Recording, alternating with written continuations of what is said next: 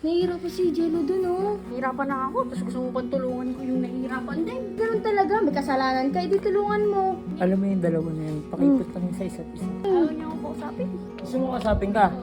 Sige. Gusto ka kausap na ito? Oo, yan, mag-usap yung dalawa. Ayan na, yun na. Kawawa ka naman eh.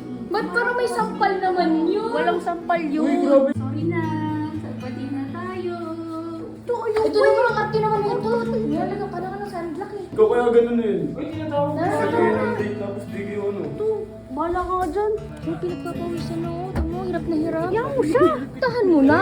Sorry, ang arte mo din kasi kayo, ano eh, nag-aaway kayo eh. Pupunasan daw kita ng pawis. Oh.